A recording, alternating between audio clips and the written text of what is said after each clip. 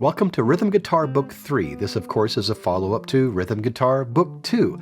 This book takes a deep dive into movable chord shapes, and we're going to be looking at a lot of chords here. To use these chords, you need to know the names of the notes on the fretboard, especially strings 5 and 6, and that's what this first lesson is all about. We're on pages 3 through 7, and we're going to talk about how you can memorize the notes on the fretboard. I've already put out several videos on how to memorize the fretboard, so if I go over pages 3 through 7 in detail, I'm essentially going to be recording those videos over again. This is going to be more of an overview, but I will leave links for all of those fretboard knowledge videos in the description if you need some help in this area. If you already know the names of the notes on the fretboard, you can skip right to the next lesson. If you are still learning the notes on the fretboard, you should go through pages 3 through 7 and continue quizzing yourself on these notes as you work through the book. Now, you can watch all these videos for free, but you're going to get a lot more out of them if you have your own copy of Rhythm Guitar Book 3 that you can read from and write in. Plus, you can help support a music teacher, so I'll leave a link in the description. Middle of page 3, we have a diagram that shows all of the natural notes on the fretboard up to the 12th fret. Natural notes being all the ones that don't have sharps or flats. It may seem a little intimidating to memorize all of these, but we're going to take it step by step. Step 1 is to memorize the open strings, and if you're starting this book, I imagine you know this by now, but this is where it starts. That'll be E, A, D, G, B, E, or Ed, 8, dynamite, good, bye, Ed. Step 2 is to memorize the notes at the 12th fret, which are the same as your open strings at the octave. So this is my low E open, 12th fret, I've got another E.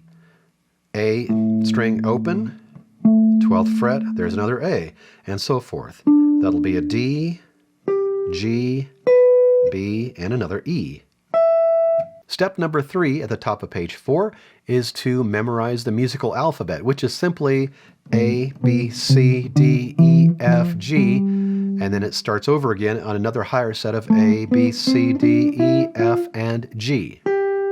Step number 4 is to memorize the notes on the 5th string. We're choosing the 5th string first because it lays out the musical alphabet starting on this A, B at the 2nd fret, C at the 3rd fret, D at the 5th fret, E at the 7th fret, F at the 8th fret, G at the 10th fret, and then another A at the 12th fret.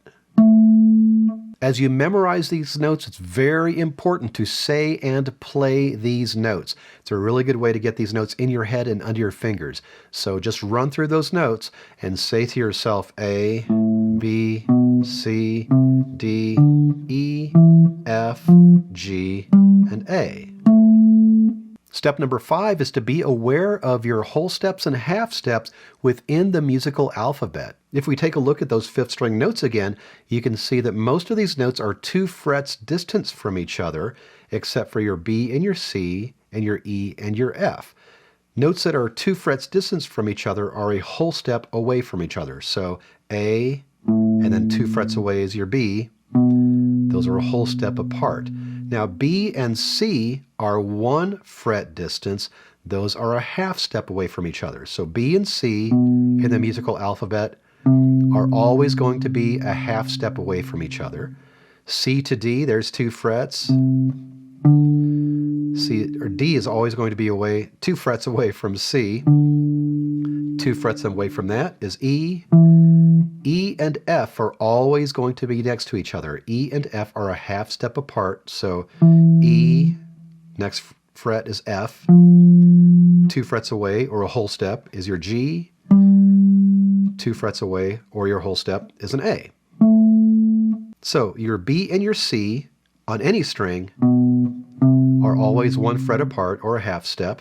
Your E and your F are always 1 fret apart no matter what string.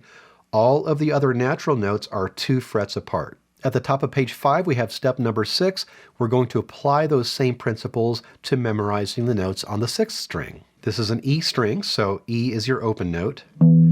E and F are always 1 fret apart, so F has to be 1st fret.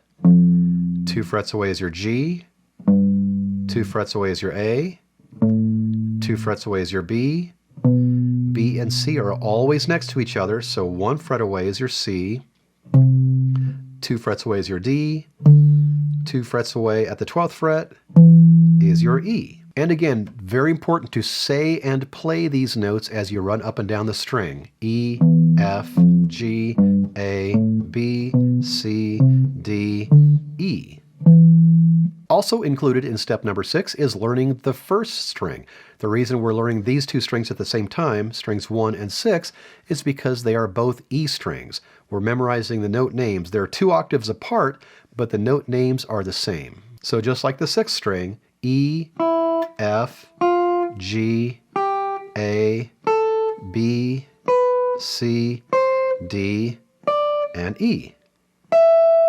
Step number 7, we're going to apply those principles and name the notes on the 4th string. Open string is D, 2 frets away is your E, 1 fret away is your F, E and F are always 1 fret distance, 2 frets away is your G, 2 frets away is your A, 2 frets away is your B, B and C are always next to each other, so C is at the 10th fret, and then 2 frets away is your D.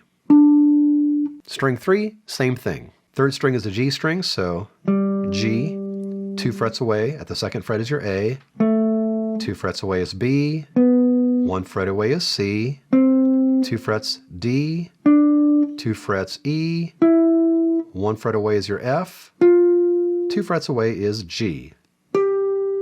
Step 9, we have 1 string left to look at, 2nd string. 2nd string is a B string, so there's your B. B and C are always 1 fret distance, so C has to be 1st fret.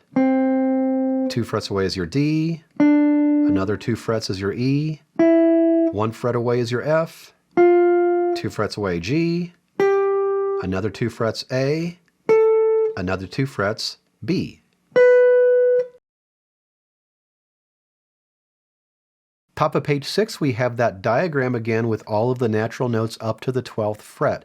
Now that you can name those notes on every string, you need to be able to find them right away. So we have 3 memory exercises on this page, page 6, to help you with that. The first memory exercise on page 6 is to name your notes descending.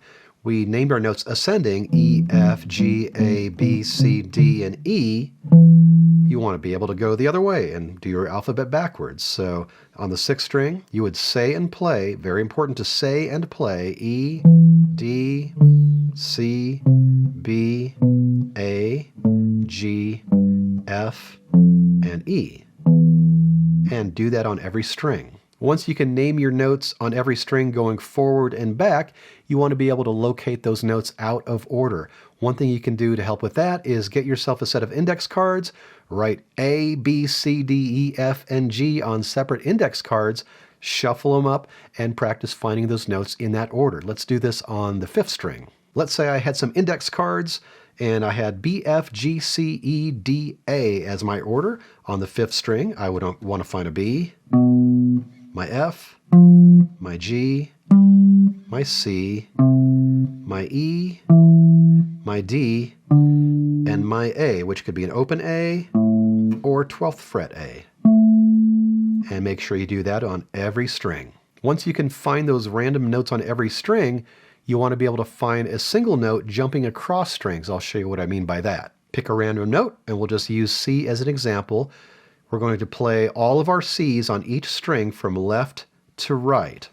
So C, that's on the 2nd string, another C on the 5th string. The next C to the right is at the 5th fret on the 3rd string. Then we have a couple C's on the 1st string and the 6th string at the 8th fret. And then we have one more C going up to the 12th fret. We have one more C at the 10th fret. I recommend going through this process with 2 or 3 different notes every day. Now we're looking at page 7. We're going to talk about sharps and flats. We've named the natural notes up and down the fretboard, but as you can tell, there are some gaps in there.